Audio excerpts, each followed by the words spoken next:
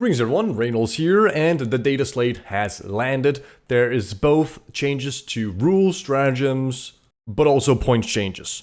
Now, I'm mostly focused on Custodes, however, the rules changes is obviously also something that's going to impact Custodes because these are core fundamental rules of 40k that are changing. So I'm going to go through the whole thing, balanced Dataslate. For points, I might just skim through it and then look at a few things, but mostly focusing on Custodes. In any case, we are starting with the balanced Dataslate. And this is my first time reading through it, so if I get something wrong, please let me know in the comments. I like doing these videos when it's my first time looking at something because it's just, it's more fun getting the reaction and thoughts when you think about it right away, rather than letting someone, have time to analyze it and figure out what exactly it means. That is more tactical, but it's more fun thinking about things like on the spot, and yeah, that's why I do it this way. In any case, balanced Dataslate, let's get started. First and foremost, we have a change to Devastating Wounds. It says to delete the example from this ability and change the text to weapons with Devastating Wounds in their profile are known as Devastating Wounds weapons. Each time an attack is made with such a weapon, if that attack scores a critical wound, also known as a 6 to wound, or 4+ if you have anti-infantry, so on and so forth, no saving throw of any kind can be made against that attack, including invulnerable saving throws. Such attacks are only allocated to models after all other attacks made by the attacking unit have been allocated and resolved. So, the only thing that I see different here is that Devastating Wounds is now different from Mortal Wounds. They are two different things now. And because it doesn't say it in Devastating Wounds, I am assuming that the wounds do not carry over. Because in the Mortal Wounds section, if you look that up in the core rules, it says that the damage value or the damage is not lost if it resulted in killing a model. Which in other words means that the damage carries over from model to model. But it doesn't say that for Devastating Wounds. So I am thinking that this just means that Devastating Wounds are now, like Mortal Wounds in that you don't get a saving throw, but they don't carry over. This is honestly probably a good change. It means that things like the Wraith Knight, who did what, was it D6 plus 4, whatever stupid Mortal Wounds, that means that it'll still do a lot of Mortal Wounds to single target vehicles or single target characters, whatever it may be, which was the point of, Devastating Wounds, was that it would be effective at getting through armor and saves and vulnerable saves, all those things.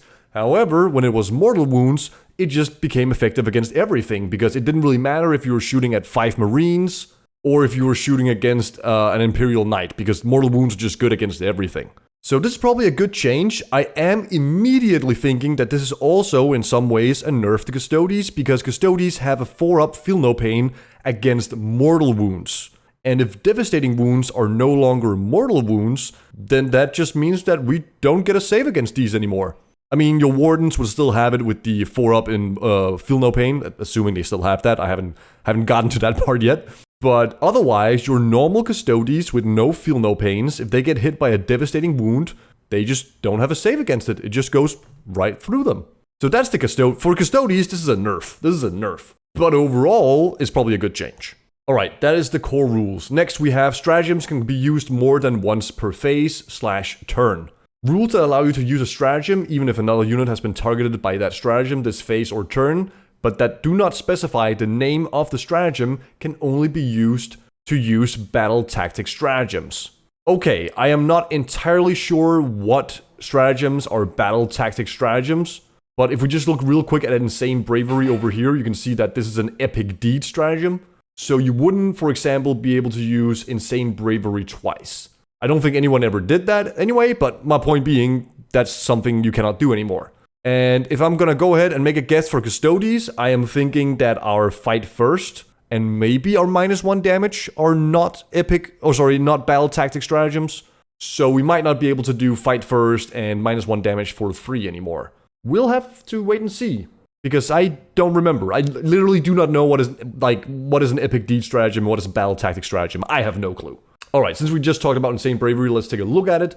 The Battle Shock step of your command phase before you take a Battle Shock step. Okay, that tells me all I need to know. Oh, and also, you cannot use a stratagem more than once per battle. Right, so, as you might have been aware, if you've played any amount of games of 40k, at least like at a competitive level, Battle Shock didn't really do anything. It just really didn't matter. First and foremost, it's quite easy for a lot of armies to pass Battle Shock just normally. And even if they didn't, then they could just use the Insane Bravery stratagem, because you used to be able to do this after you failed the Battle Shock test. But now you have to do it before you take the Battle Shock step, and you can also only use it once per battle. That is a good nerf. I think this will hopefully incentivize more Battle Shock playstyles, because I think it's actually a good part of the game. It's just that it hasn't been impactful at all. This also means that armies like Dark Angels and, is it Demons? I think Demons also have a lot of stratagems that are like tied to being battle shocking the opponent. So I think this opens up the potential for more playstyles for different armies. So you know what? That sounds good to me. Also, it means that when that one model survives on an objective and the opponent just like, yeah, I'll pay 1 CP to get 4 points, they can't really do that anymore. So honestly, good change. Good change. There's also modifying a stratagem CP cost, also known as a vect. Let's see what it says here. Rules that modify the CP cost when you target a particular unit can only do so for a stratagem that targets multiple units. If every unit you target has the same ability, modify the CP of the stratagem. Rules are specified, blah, blah, blah, blah, blah. Right, so reading through this, it just sounds like it's like, this is just an example to clarify this one over here. So for example, if your unit says it can use Fire Overwatch for 0 CP, then it doesn't matter if Fire Overwatch is a battle tactic or not. And it also says here that Caladius Assassin, which is a vect, can only modify the stratagem cost of battle tactic stratagems. So if it specifically names a stratagem, then that stratagem will always be 0 CP. But if it's just like use whatever stratagem, well, whatever battle tactic stratagem, then you can vect it, which means it'll cost 1. Because it goes to 0, and then you add 1, and yeah, you get the point. Okay, that was a little bit confusing. I just realized the layout is read the left part first, which then carries over to the middle, which then, carries over to the right. So that's my bad. I got a little bit confused. Yeah, okay, so those are just like clarifying the changes to how you can get stratagems for free, or at least, battle tactics for free, and whether or not you can increase the cost of them or not. Alright, there's also a change to open, I cannot read, Fire Overwatch. Let's take a look here. So when your opponent's movement or charge phase just after an enemy unit is set up, or when an enemy unit starts or ends a normal, advance, fallback, and charge move. This is the same as before. The target, still the same as before. However, they've added if that enemy unit is visible to your unit can shoot that enemy as if it were your shooting phase. So, assuming, I guess, this just means that indirect fire cannot be used with Overwatch anymore. Which is not something that I had an issue with, but I can totally imagine that was so dumb to move your, I don't know, let's say 20 Termagants, and then your opponent be like, I'm gonna Overwatch with my 10 Devastators. Or Desolation Marines, I guess. And then it's just like, yeah, okay, I'll just pick them up. Okay, yeah, so you need to have line of sight to use Overwatch. Which you did before as well, but indirect fire says you don't need line of sight, but now the stratagem specifically says that if the enemy unit is visible to your unit. But then comes the question that if I have one model that can see the entire enemy unit, can all my units fire Overwatch with indirect fire, for example? That's a whole new can of worms. In any case, I'll figure that out at some point. Also, another thing is that you cannot target Titanic units with this stratagem anymore. Alright, yep, that is a nerf to the knights, for sure. I forget the name of the knight, but the one that has 48 shots or whatever it is. That one is going to feel this one. I'm not sure how impactful it actually is, but, well, I guess knights just don't get to play with the same rules as everyone else. Finally, we have something to the visibility of ruins. Models cannot see over or through this terrain feature. Unit outside this terrain feature cannot draw line of sight to a target on the other side of it, even if it would be possible to draw line of sight through that, blah, blah, blah. Aircraft models are exception to this. Visibility to and from such models is determined normally, even if this terrain feature is wholly in between them. And the observing models can see into this terrain feature normally, and models that are only within. Normally, towering models that are within this terrain feature can also see out of it normally. I'm not quite sure how to read this. It's either that aircraft models just ignore all ruins, which is just like giving aircrafts Titanic, which is probably a really bad idea, but I'm not sure. And then the last part, towering models that are within this terrain feature can also see out of it normally. But can they also use their towering rule? I am very unsure on how to read this part, so if you are out there and be like, oh, it's simple, it simply means that blah, blah, blah, blah, let me know in the comments below. Alright, that was the first page. Next up, we have some changes to faction rules, and the first thing I see is Custodes, so let's just get it over with. Unwavering Sentinels, also known as the Fight First Stratagem, is now an Epic Deed Stratagem, so no longer can you fight first for free. That's probably a fair change. Honestly, it's still a very powerful stratagem that is gonna win you some games just because you're up against a melee army, and then you just be like, oh, you charge me? Well, 2 CP and I fight first. But it's honestly, it's a first step, it's probably a decent change. Custodian Guards are also now 4 to 5 unit composition. Okay, that is something that I talked about in my last video. And I am immediately looking to the section below it that says that Wardens are 4 to 5, and this is honestly the best buff that Custodes could get, in my opinion. Oh, sorry, the best nerf. But it's actually a buff, because it means that I don't have to go out and buy another box of Wardens just to make 2 units. Excellent. GW, honestly, I don't care about anything else in this update. I am very happy with this. Thank you. And then Virtus Praetors are down to 3 max? Did they? Okay, so I don't think anyone was like, oh, it's too strong. This guy spent 500 points on bikes in Custodes. Oh no, it's too powerful. Is there something that I missed? Are Virtus Praetors secretly OP? Or is this just like GW kicking Virtus Praetors while they're already down? I am not sure. That is a weird change, but maybe they changed the points cost of Virtus Praetors to be lower, and that's why they've done this? We'll find out, I suppose, but it seems like a very weird change to me. I agree with the Custodian Guard change and the Wardens change. There might also be points changes to these guys. I don't see it here, but I assume that there will also be point changes to them. So we'll figure that out. But yeah, okay, so these seem like fair nerfs to Custodes overall, and then one very, very weird one. I'm just like, what? Why? But oh well. Alright, Adeptus Mechanicus changes unit save characters to a 4+, and its invulnerable save to a 5+. So Skitarii Rangers getting buffed, and Skitarii Vanguard getting buffed. Got it. Eldari. Phantasm now only works on Eldari infantry. Got it. Agents of the Imperium. These is the Exaction Squad. I don't know too much about them, but it looks like they are minimum size of 10 now. Was it more before or less before? I don't know. But there's only one size for them, so I guess that's a change. Alright, so a nerf to Exaction Squad. We saw that one coming a mile away. Death Guard getting some love. During the declare battle, one of the sicknesses below until the end of battle. Oh, what? They just get a whole new rule. Holy shit, okay. So they get to choose one of 3 auras. They either get Skull Squirm Blight. When an enemy unit is within contagion range of this unit, worsen the ballistic and weapon skills by 1. Okay, that's really good.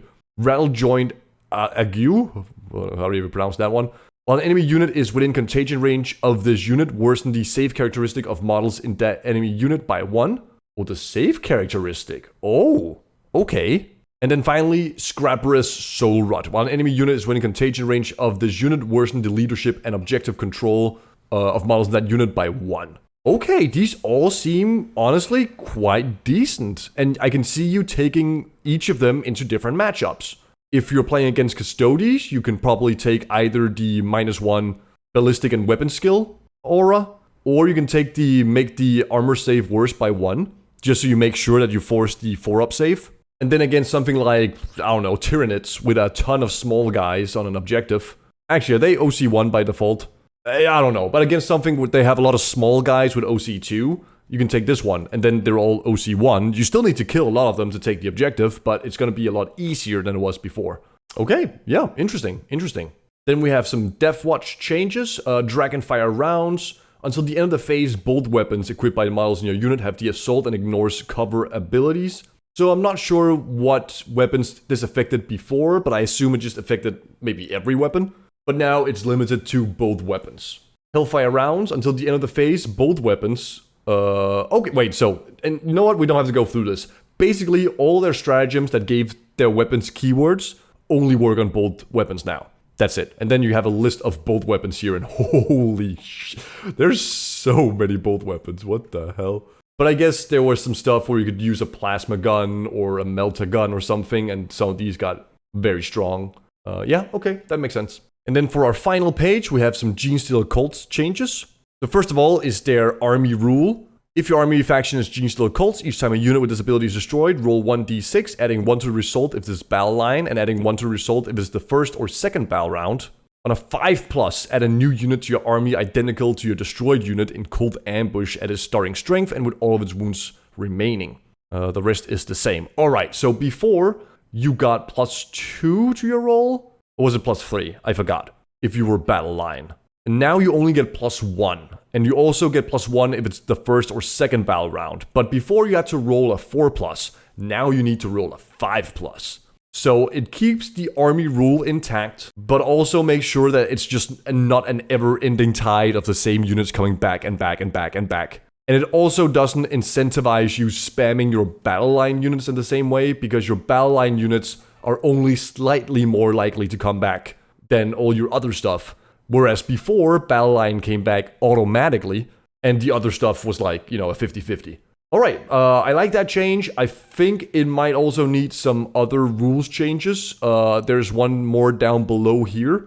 But if there's no more rule changes than that, then hopefully some points changes as well, because they still output a lot of mortal wounds. Oh wait, was that mortal wounds they output, or was it devastating wounds?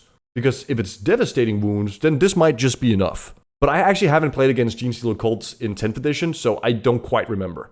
Anyways, the Atlan Jackal's datasheet also got changed to each time you use the Cold Ambush ability to set this unit back up on the battlefield, in addition to normal rules, all of its models must be within 9 inches of a battlefield edge, and at least one of its models must be touching one of your Cold Ambush markers.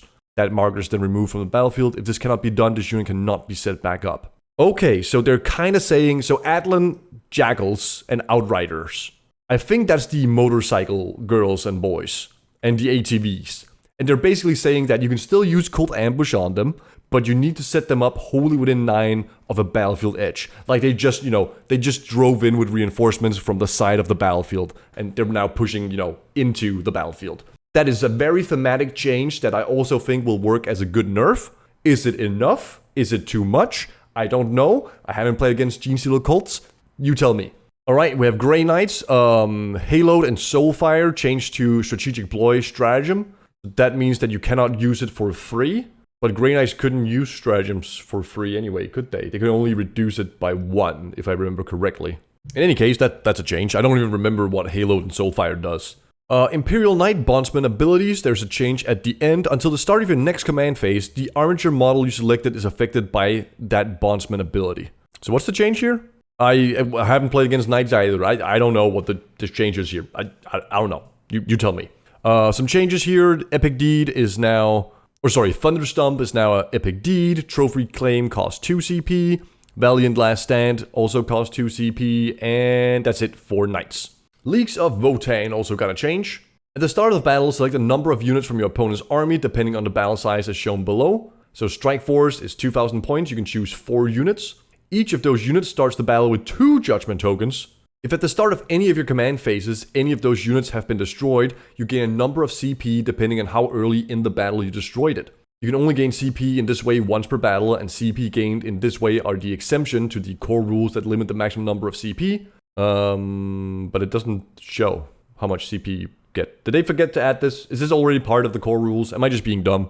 Maybe before you had to kill all of the units, but now it's any of those units? Which is probably a good change, but I don't know for sure. Okay, yeah, that's okay. They're probably also going to get some point changes because Leagues of Votann were doing very poorly. And the final thing in this slate here is for Space Marines, and it says that Desolation Squads now only come in the size of 5. No longer can you take 10 of them, slap an Apothecary on them with Bolt of Discipline and just watch them shoot at anything in the world and just destroy it. They can still shoot very effectively, but they don't get quite as many shots because you can take a maximum of 5 of them. That is probably also an okay change. If I'm being honest, I just think they should have changed how indirect fire works, but doesn't look like they've done that. So unless I'm missing something obvious, indirect fire is still pretty good. Okay, yeah. So that is the end of the data slate. But now let's try and figure out where I can see the points changes for various units. Alright, I found the points changes document. I am gonna go straight to Custodes, and we're gonna spend the majority of our time looking at that, and then I might talk a little bit about some other factions. You know what, let's just scroll through it from the very beginning. Let's start off with the Adeptus Custodes. Let me just move this a little bit. Looks like they have had changes in cost to basically their entire army. They needed it. I am not sure what the changes are, like if it's plus 5 points or plus 10 points, but good for them. Custodes. Okay, we have a lot of changes as well. Alright, let's take a look. First and foremost, Alea, no changes. Alar's Custodians are now 70 points per model. That's expensive, but probably fair. Rhino is the same. Blade Champion is now 120 points. That is plus 20 points. He was 100 points flat before. Or was he 105? I don't remember. It's a big increase at least. Custodian Guards are now down to being 4-man units or 5-man units as we saw before. And it looks like they cost 50 points per model now instead of 45. I predicted this change. I said Custodian Guards, 5 points more. I'm smart. Look at me. I'm smart. Same thing for Wardens, it looks like. 4 or 5 models, and they are now 55 points per model instead of being 50 points per model, which I also predicted. Oh, I am so very smart. Knight Centura is the same. Prosecutors are the same. Shield Captain went up in points. He's 140 now. He was 125 before. So like plus 15 points. Also a pretty dramatic increase. Same for the Alaris Captain. And I think the Dawn Eagle Jet Bike got increased as well, but why in the fuck would they do that? Oh, it's because he has the get a free stratagem ability. I think they just blanket nerfed everything that had the get a free stratagem, is my thinking. That has to be it, because why in the fuck would you pay 180 points for a shield captain on Dawn Eagle Jet Bike? That makes no sense. That makes absolutely no sense. Trajan Valoris is at 160 points. He was 135 before? 45? He was more expensive than the shield captain by a decent amount. But it looks like, yeah, 15 or 20 points increase on Trajan Valoris as well. Valyrian is the same. Contempted Dreadnought is the same. The biggest thing they could do to Dreadnoughts without making them crazy good would be giving them the plus 3-inch movement back. Because right now they're 6-inch movement. But they were 9-inch movement in 9th edition. And they are just too slow to exist in the current metagame because they just get blown up. Their shooting isn't good enough. Their melee isn't good enough compared to the regular Custodes. So, I'll mention some other things after this, but let me just continue for now. So, Venerable Land Raider is 240 points. That went up by 20 points, I want to say. Virtus Praetors are now 2 or 3 models. They are still 80 points per model. Was it 85 points per model before? Wait, was it 90 points per model before? Oh my god, I need to look at the old index and figure that out. I'm a bit unsure. If they were they always 80 points per model? They're still kinda meh. And with the shield captain costing, the same as almost 3 of these guys, I don't see Virtus Praetors having any more play than they had before. Vigilators are now same unit sizes, but... Oh, nice! They changed the pricing of Vigilators to be the same as Prosecutors, it looks like. Wait, no, that's not right. Why in the... Wait, so they are 12 points per model. Were they not 12 points per model before? Wait, they're not 12 points per model. They are... Oh, map is hard. They're like 12.5 points per model. And the same for the Witch Seekers.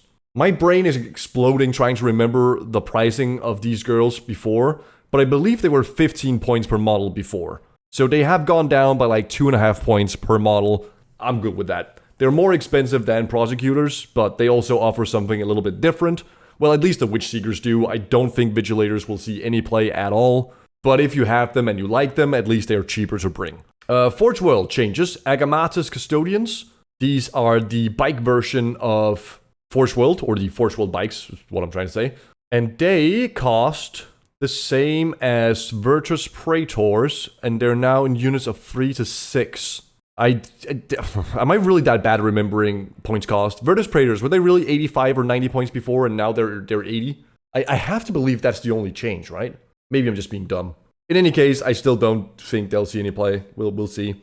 Aquilin Custodians went up in points? Wait, no.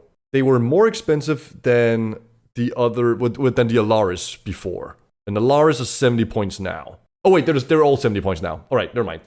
Yeah, I was trying to math it out, but it's because Alaris comes in the minimum size of 2, but these guys comes in the minimum size of 3. So I was like, 210 points for 2 models is insane. But in fact, it's for 3 models. So they are also 70 points per model now. At least they cost the same now. Alar's Custodians are still vastly superior with their rules, but at least they like, these guys were more expensive and had worse rules before. At least they're the same. Ares Gunship is the same. Caladius Graph Tank is the same. A bit surprised to see that one. Not gonna lie. I was expecting this to get nerfed. The Contemptor Achilles Dreadnought is now 165 points. This was 150 before? I don't understand. Why did they increase the points of the Achilles? That seems dumb. It wasn't used before. It's not gonna be used now.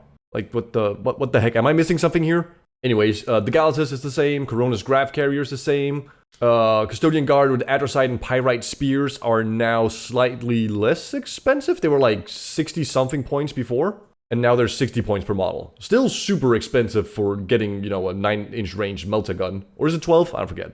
Probably not worth it, but again, if you have them, at least they're cheaper to use now. Orion Assault Dropship is the same. Palace Gravitack is the same. Sagittarium, some of my favorite models in the game, are now 45 points per model instead of 50. They still only come in unit size of 5, which is annoying, but, I mean, Custodian Guard comes in 4 or 5 now. I could see a future where they also say that Sagittarium can be a size of 4 or 5, but it's better, you know. They're still not good. Their shooting is pretty bad. Devastating Wounds literally just got nerfed, which means that Sagittarium also got nerfed, so power-wise, I think Sagittarium is at the same place as they were before. They're less expensive, but they also do not have the mortal wound output as before. So overall, probably the same. Telemon Heavy Dreadnought, 235 points, is the same, and Venatari at 200 points per model, which means that each model is like, hold on, wait for it. 200 divided by 3, 66.66 points per model. Whereas before, they were 70-something points per model, I think, maybe. So, Venatari, nice. I just built 3 of them. I can play with them. Yay! And that is the end of the Custodes point changes. I'm not to be like, yeah, I knew this was coming. But basically, points-wise, this was all within my predictions. And some bonus ones. They did bring up a few of the Forge World things, which I'm very happy about. A few things I didn't expect was the price increase on the Dawn Eagle Jetbike Captain. That's just crazy to me, but whatever. But overall, I think, like, yeah, I'm honestly, I'm quite positive about these changes. The biggest nerf that I see for our faction, Custodes, is that Devastating Wounds are no longer mortal wounds, which means that they just go straight through. I have a game against Thousand Suns later today, and I am ready to die. In any case, yeah, I'm quite happy with this. I think these are all reasonable changes. Would have liked to see a few more changes to Forge World, but I'll take what I can get. I'm pretty happy with these changes overall. Okay, Mechanicus got a lot of point changes as well. Titanicus, Eldari. Okay. Let's just look. These are the most important ones. So first of all, the Avatar went up in points. The Farseer went up in points. Skyrunner up in points. Fire Prison went up in points. This was like, 125 points before? That was so crazy. Wraith Knight went up in points. Wraith Guard went up in points. Okay. And then Agent of the Imperium, Caladius Assassin went up in points. Exaction Squad went up in points. Voidsman at Arms, I'm not sure if they went up in points, but they changed. And then we just have a lot of other changes. I am a bit curious to see Space Marines. We have Black Templars. Oh yeah, Black Templars, Blood Angels, Chaos Demons. Just show me Space Marines. Just show me Space Maroons. Space Maroons, alright. Adrax Agatone, Salamander, represent... looks like he is cheaper. I can only assume he's cheaper because, by God, if they made him more expensive, that's weird. Aggressors are down to 100 points for 3? That seems really good. Their shooting is vastly less good than it was before, but hey. Assault Intercessors, I can only assume those guys are cheaper as well. The Ballistus Dreadnought is cheaper? Not entirely sure. Blade Guard Veteran, 30 points for one Blade Guard Veteran?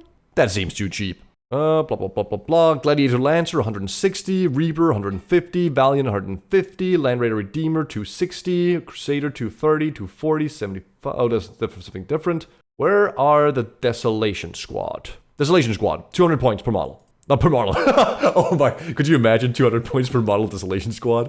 200 points for 5, which means 40 points per model. That's expensive. Was this actually what they cost before, but now you can only take them in squads of 5? God, I should really look at old points cost before I start diving into new ones. Okay, there's still like a shit ton more models. I think the Redemptor got nerfed, 210 points. I'm pretty sure that's more expensive than it was before. Good, because Redemptor Dreadnoughts were so good. The Vindicator went up in points. Good, that thing was also quite crazy. Storm Speeder, Thunderstrike, and Hailstrike went up in points. Yeah, okay. So, honestly, that's kind of the end of my review of the points changes. Actually, let's look at Thousand Suns real quick, because I need to play against them. I just realized I do not know what any of these numbers mean, because I don't remember the original points of them. But let me go ahead and say that I hope these are nerfs.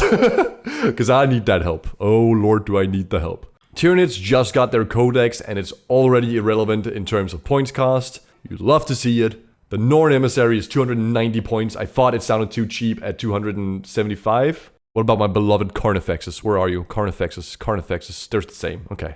Alright, well, that will conclude what I have to say about this data slate, points changes, and all that is in between. Overall, I am really happy with the changes that I am seeing to Custodes. Now, I'm speaking, again, mostly about Custodes and not the game as a whole. But the reason why I'm happy with the changes to Custodes is that they went in and made changes to the army without actually fucking with the rules. Except for the mortal wound save because of devastating wounds thing. Honestly, I can expect a hotfix being like, oh, you get a 4+ against devastating wounds and mortal wounds. That could totally be a thing that comes within the next few weeks.